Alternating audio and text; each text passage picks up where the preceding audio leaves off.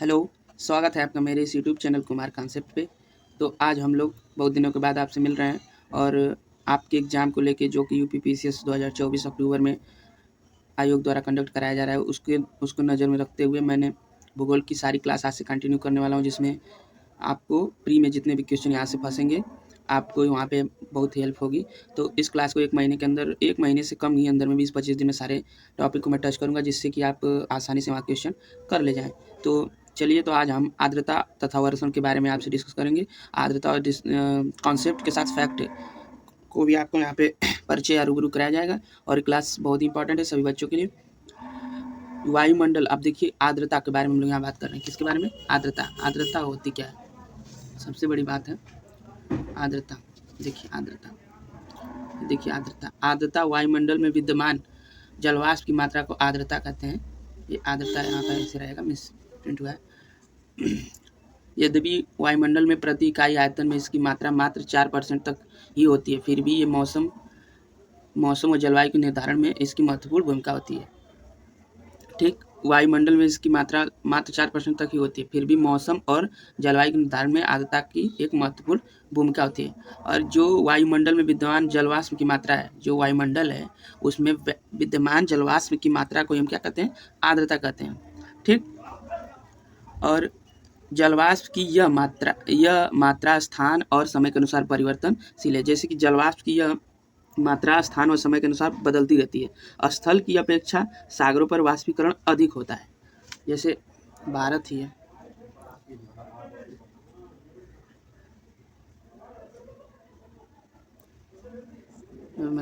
भारत, तो ये स्थल की अपेक्षा, जैसे सागरी क्षेत्र है, ठीक, हिंद महासागर है। अभी क्या रहा है इसको आप लोग समझिए। हिंद महासागर में ये बंगाल की खाड़ी है, ये अरब सागर है।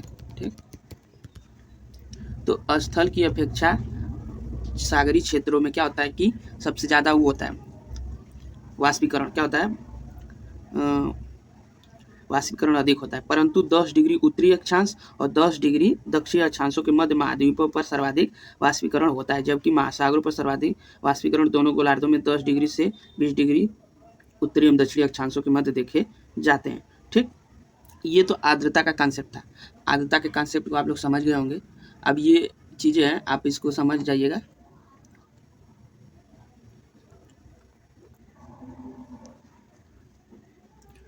अब इसके बारे में हम लोग यहाँ पे अब डिस्कस करेंगे। आर्द्रता सामर्थ्य क्या होती है? ठीक, आर्द्रता सामर्थ्य, देखिए आर्द्रता सामर्थ्य एक निश्चित तापमान पर 1 घन मीटर वायु जितने ग्राम जलवाष्प अवशोषित कर सकती है उसे उस वायु की आर्द्रता सामर्थ्य यानी ह्यूमिडिटी कैपेसिटी कहते हैं। क्या कहते हैं? ह्यूमिडिटी कैपेसिटी कहते हैं।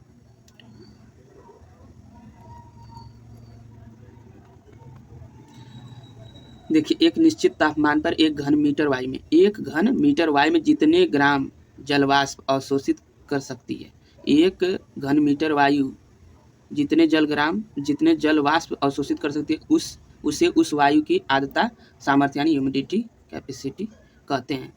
ठीक, जब किसी वायु में उसकी क्षमता के बराबर जलवाष्प आ जाए तो उसे क्या कहते हैं? सैचुरेटेड एयर, मतलब संतृप्त वायु कहते हैं। ठीक, जब किसी वायु में उसकी क्षमता के बराबर जलवाष्प आ जाए तो उसे संतृप्त वायु कहते हैं। वायु की आर्द्रता सामर्थ्य तापमान में वृद्धि के साथ साथ बढ़ती रहती है। वायु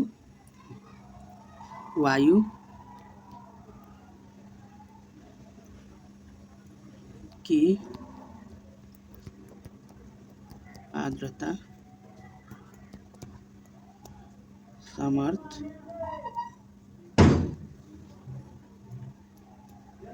तापमान में वृद्धि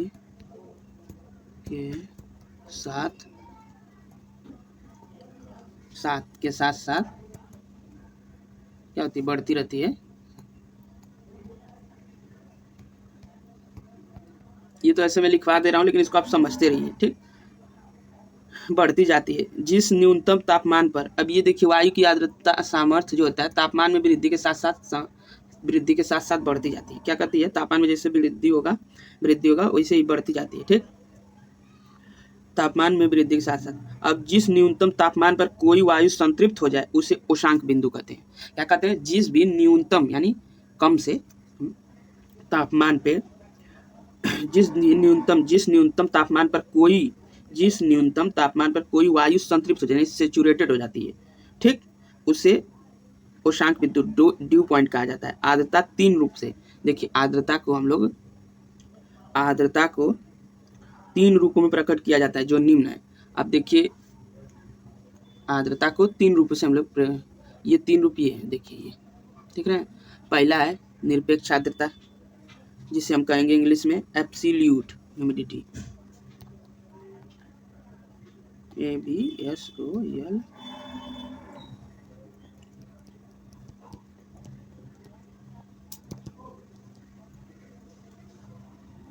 ठीक, एब्सोल्यूट ह्यूमिडिटी। और दूसरा है स्पेसिफिक ह्यूमिडिटी, जिसे हम विशिष्ट आर्द्रता कहेंगे, देखिए। और तीसरा है सापेक्षिक आर्द्रता होना चाहिए, यहाँ पे गलत प्रिंट हो जाता है क्योंकि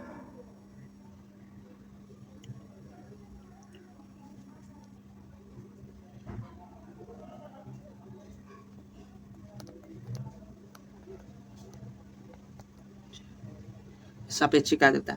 अब सीधे सीधे इसको हम लोग को ये समझना है कि ये होता क्या है। अब निरपेक्ष आर्द्रता होती क्या है, पहली आर्द्रता क्या होती है, वायु के प्रति इकाई आयतन में विद्यमान जलवाष्प की मात्रा को निरपेक्ष आर्द्रता कहते हैं। वायु के प्रति इकाई आयतन में, उसके आयतन में विद्यमान जो भी जलवाष्प की मात्रा होती है उसे निरपेक्ष आर्द्रता है। इसे ग्राम प्रति घन मीटर में व्यक्त किया जाता है। तो इसको मैं ऐसे समझा रहा हूँ, आप समझ जाइएगा। 3 टाइप के होते हैं। ये पहले आयतन में होता है, जिसका आयतन में इसका विद्यमान जो भी जलवाष्प की मात्रा होती है इसको ग्राम प्रति घन मीटर में व्यक्त किया जाता है। अब विशिष्ट आर्द्रता कैसे कहते हैं, विशिष्ट आर्द्रता तो उसे कहते हैं वायु के प्रति इकाई भार में, उसमें आयतन में था और दूसरे में भार में, किसमें, भार में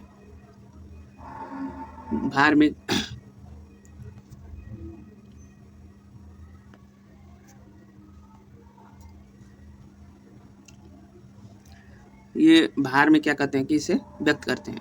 अब भार में व्यक्त करने का मतलब ये है कि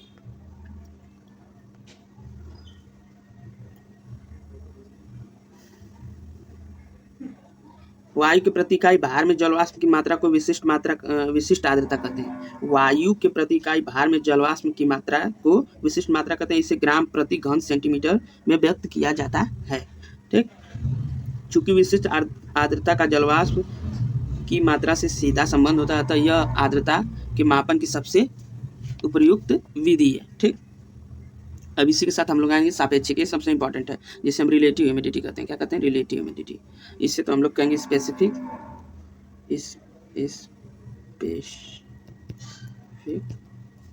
ह्यूमिडिटी, इसका तीसरा है रिलेटिव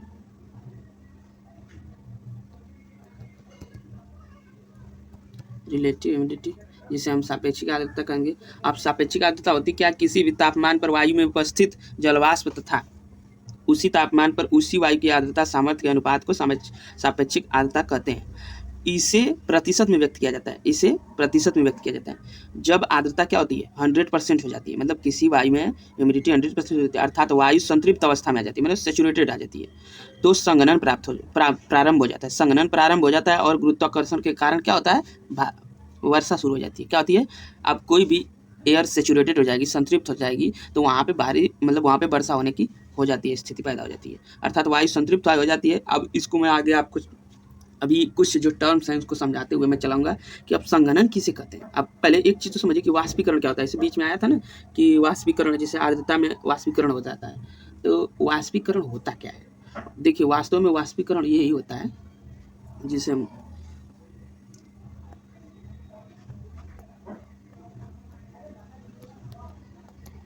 वाष्पीकरण,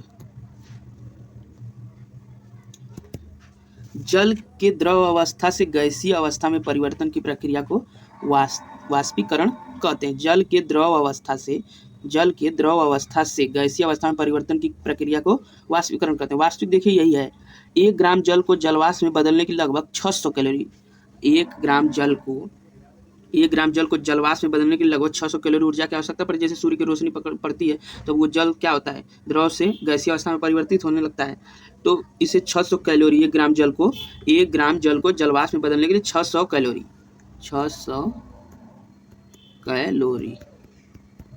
ठीक ऊर्जा की आवश्यकता पड़ती है। वाष्पीकरण की दर कई कारकों पर निर्भर करती है। अब ये इसके विभिन्न कारक हैं। अब इसका रेट क्या होगा, दर क्या होगी, जैसे तापमान पे, ठीक, हवा में मौजूद जलवाष्प की मात्रा या हवा की आर्द्रता तथा हवा की गति, ठीक, ये सब कारण है। अब इस चीज़ को आप लोग समझ गए कि वाष्पीकरण किसे कहते हैं। अब हम जाएंगे कि संघनन। अभी जो बताया ना कि इसमें बताया कि सापेक्षिक आर्द्रता में क्या होता है कि सैचुरेटेड एयर हो जाती है, फिर इसके बाद संघनन प्रारंभ हो जाता है और गुरुत्वाकर्षण के कारण बारिश होने लगती है। तो उसी प्रकार अब हम बात करेंगे संघनन क्या होता है। ठीक, संघनन के बारे में हम लोग जानेंगे।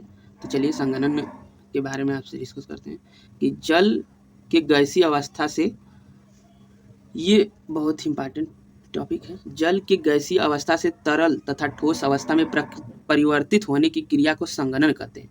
जल के गैसीय अवस्था से तरल या ठोस अवस्था में परिवर्तित होने की क्रिया को क्या कहते हैं, संघनन कहते हैं। जल का जो गैसीय अवस्था से, जो जल है उसको गैसीय अवस्था से तरल या ठोस अवस्था में, तो जैसे ओले पड़ते हैं या बारिश होती है, अब जो जल रहेगा वो गैसीय अवस्था से, पहले गैसीय अवस्था में, फिर उसका तरल या ठोस जैसे बारिश या ओले अवस्था में परिवर्तन होने के संघनन कहते हैं। संघनन दो कारकों पर निर्भर करता है। अब ये 2 कारक होते कौन है, ये हैं, देखिए, ये तापमान में कमी और दूसरा वायु की सापेक्षिक आर्द्रता। सापेक्षिक मतलब सैचुरेटेड एयर जहाँ हो रहा है, वायु में उपस्थित धूल कणों के इर्द गिर्द तापमान में कमी के कारण संघनन, वायु में जो होता है धूल कण होते हैं उपस्थित होते हैं, इर्द गिर्द तापमान में जो क्या होती है कमी के कारण संघनन शुरू हो जाता है। इन सूक्ष्म कणों को संघनन केंद्र कहते हैं। जैसे धूल, धुआं और समुद्री नमक के कण अच्छे संघनन केंद्र माने जाते हैं, क्योंकि जल का अवशोषण करते हैं। ये क्या करते हैं, जल का अवशोषण करते हैं, इसीलिए ये क्या कहते हैं, अच्छे संघनन, ये क्या कहते हैं कि अच्छे संघनन केंद्र माने जाते हैं। इन कणों को आर्द्रता ग्राही कण कहते हैं। इनको क्या कहते हैं, आर्द्रता जो ह्यूमिडिटी को कैप्चर करती है,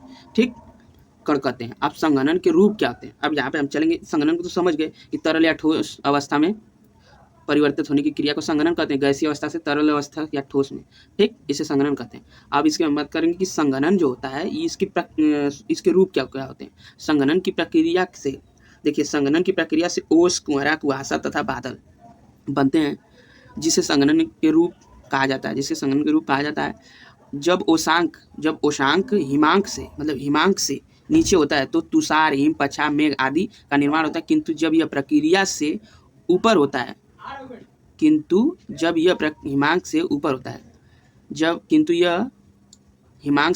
है, तब ओस, कुहरा, कुहासा एवं बादल बनते हैं। अब देखिए, ओस क्या होता है, कुहरा क्या होता है, कुहासा क्या होता है, बादल क्या होता है। इस चीज़ को, हम एक एक चीज़ को आपको यहाँ पे क्लियर करते हुए चलूँगा, क्योंकि ये सब टेक्निकल भाषा है, इसको आप नहीं समझेंगे तो आगे करने में दिक्कत हो जाएगी। अब ड्यू किसे कहते हैं, अरे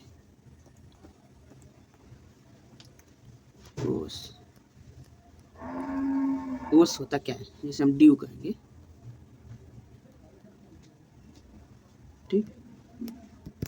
अब ड्यू देखिए, जब वायु का तापमान ओशांक से नीचे गिर जाता है तो वायु में उपस्थित जलवाष्प का संघनन हो जाता है। तो क्या होता है, वायु में उपस्थित जलवाष्प, अब ओशांक से नीचे, ठीक, तो वायु में उपस्थित जो जलवाष्प है उसका संघनन हो जाता है। तो संघनन जानते हैं कैसे होता है, तरल या ठोस, तो वह छोटी छोटी बूंदों के रूप में धरातल पर स्थित पौधे, जैसे सुबह सुबह देखेंगे कि जो पत्तियां, घास की पत्तियां होती हैं, पौधे होते हैं, छोटी छोटी बूंदों के रूप में धरातल पर स्थित पौधे की पत्तियों पर जमा हो जाता है, इसे हम ओस कहते हैं। तो जैसे हम लोग नहीं गाँव में बोलते हैं कि आज ओस पड़ी है, तो यही क्या होता है, धरातल पे जो पत्तियां होती हैं इस पे छोटी छोटी बूंदे, ठीक, ऐसे लीव है,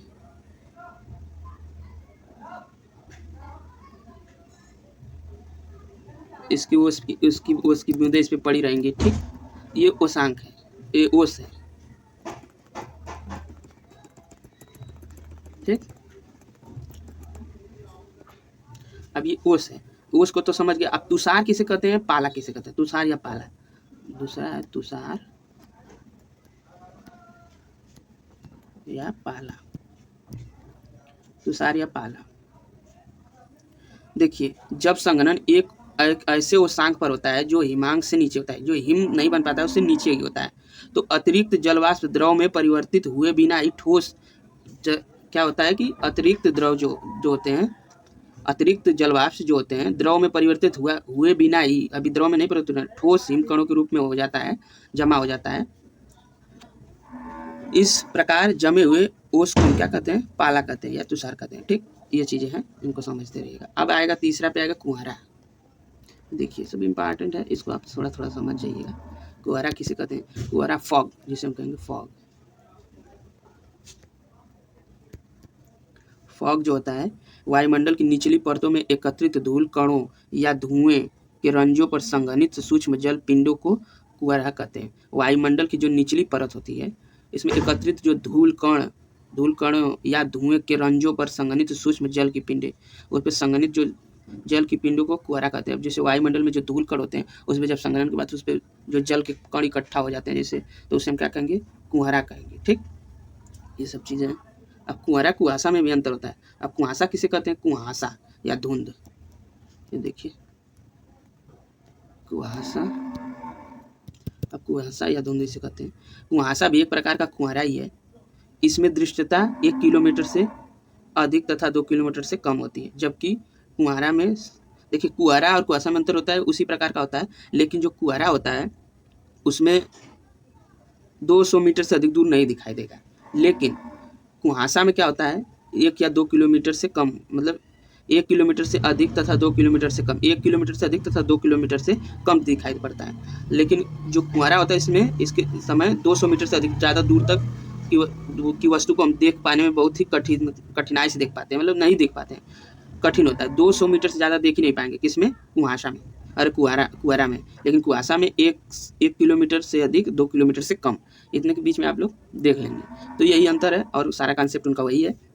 अभी यहाँ पे हम लोग आ गए कुहरा, कुहासा, तुषार, पाला, ओसांग, ओस को समझे।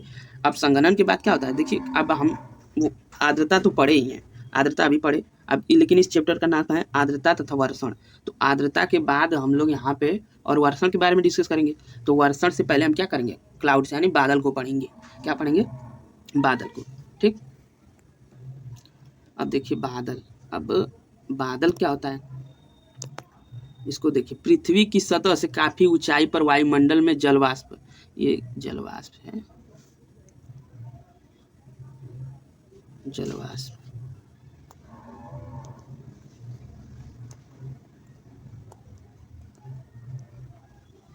ठीक, जलवाष्प।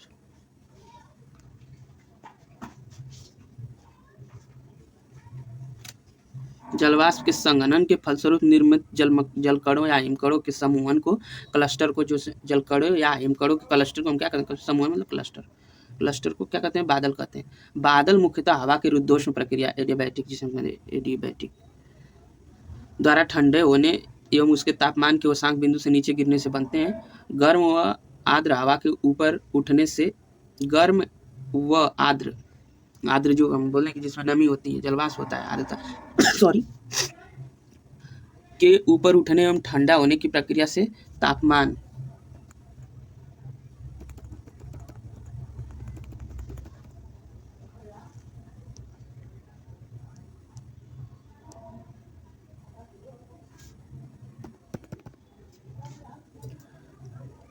गर्म और आर्द्र हवा के ऊपर उठने एवं ठंडा होने की इस प्रक्रिया में तापमान ओसांक तक पहुंच जाता है तथा जलवाष्प के संघनन से बादल का निर्माण, जलवाष्प का जो संघनन होता है तो उससे क्या होता है, बादल का निर्माण होता है। और उष्मा बजट, पृथ्वी पर उष्मा बजट बनाए रखने में इसकी महत्वपूर्ण भूमिका होती है।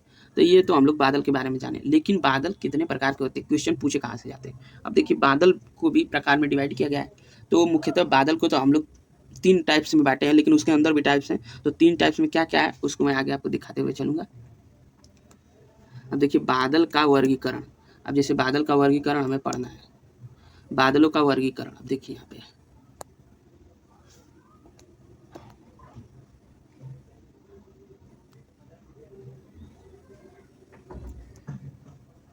बादलों का वर्गीकरण।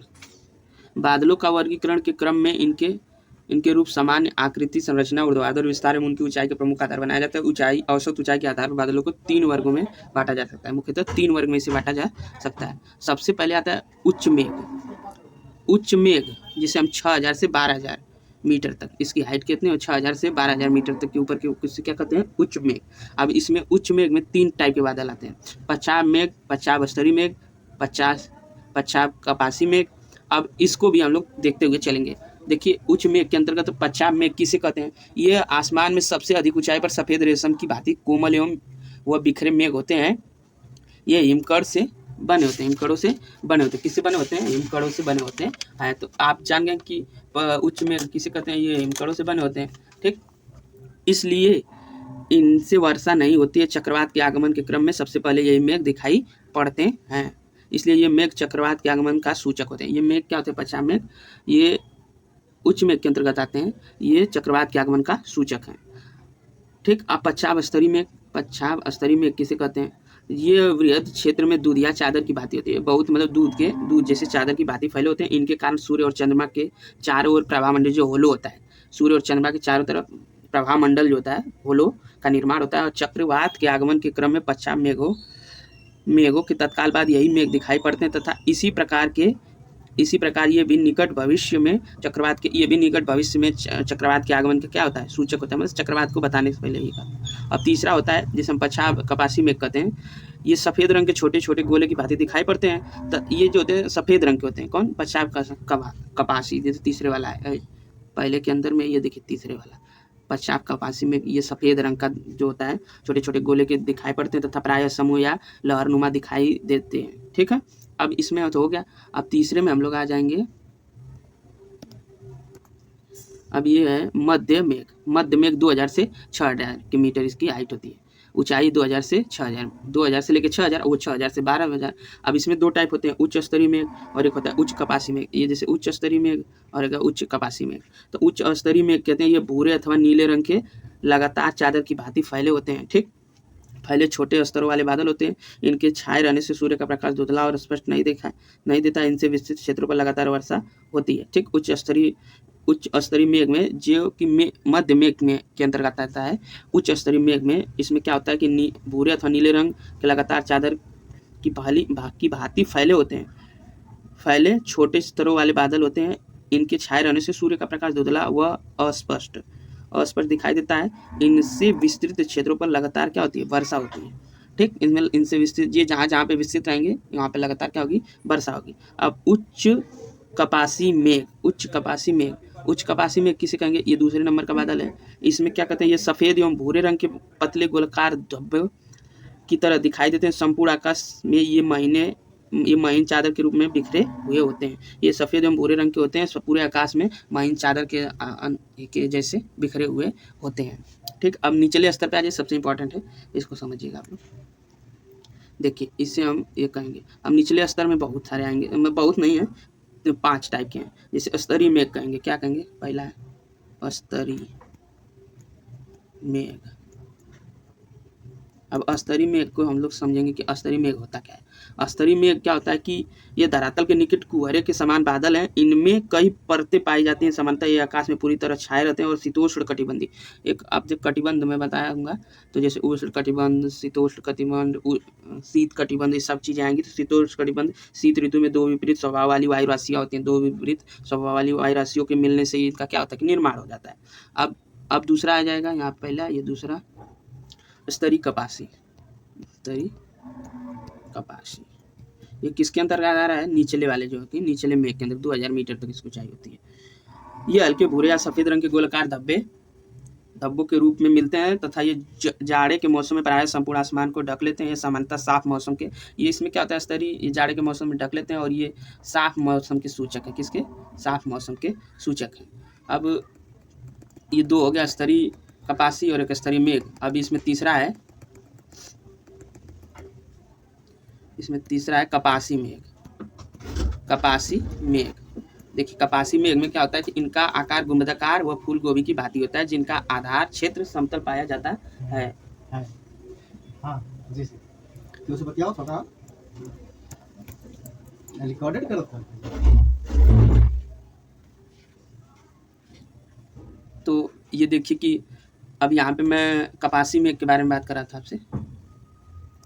कपासी मेघ होता क्या है कि इनका आकार जो होता है गुंबदाकार व फूल गोभी की भांति होता है, जिनका आधार क्षेत्र समतल पाया जाता है। ये प्रायः साफ मौसम की सूचना देते हैं। ये कपासी मेघ भी जो होते हैं, कपासी मेघ, ये साफ मौसम की सूचना देते हैं।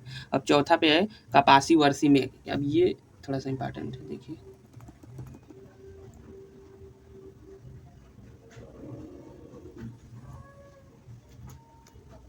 फोर्थ नंबर वाला है कपासी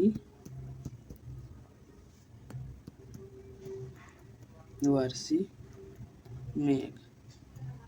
ठीक, ये अत्यधिक गहरे एवं काले सघन बादल हैं। ये क्या है? अत्यधिक गहरे काले एवं सघन बादल हैं। ये नीचे से ऊपर की ओर विशाल मीनार की भांति उठे रहते हैं। विशाल मीनार की भांति उठे रहते हैं तथा इनका विस्तार काफ़ी बड़े क्षेत्र पर होता है। कभी कभी ये धरातल से ऊपर काफ़ी अधिक ऊंचाई पर, जैसे 7,500 मीटर तक स्थित रहते हैं। इन बादलों से भारी क्या होती है? भारी वर्षा, ओला, तड़ित, झंझा, जैसे भारी वर्षा होती है और ओला पड़ते हैं, तड़ी झंझा आदि उत्पन्न होते हैं। शीतोष्ण कटिबंधीय चक्रवातों में शीत वाताग्रोह के सहारे मुख्यतः इन्हीं बादलों से वर्षा होती है। अब वाताग्र क्या होते हैं? जो विपरीत वायु राशि एक दूसरे से जब मिलती है तो वहाँ पे ऐसे कंडीशन होते हैं जो वाताग्र के नाम पे जाने जाते हैं। तो शीत वाताग्र सब मैं उसको बताऊंगा। शीत वाताग्रोह के सहारे मुख्यतः इन्हीं बादलों से वर्षा होती है। किससे? कपासी वर्षी मेघ। ये किसके अंतर्गत आते हैं? निचले मेघ के अंतर्गत आते हैं। ये चौथे। अब वर्षा स्तरीय बादल, एक है वर्षा स्तरीय जो है कि 5वां है वर्षा स्तरीय बादल। वर्षा स्तरीय बादल,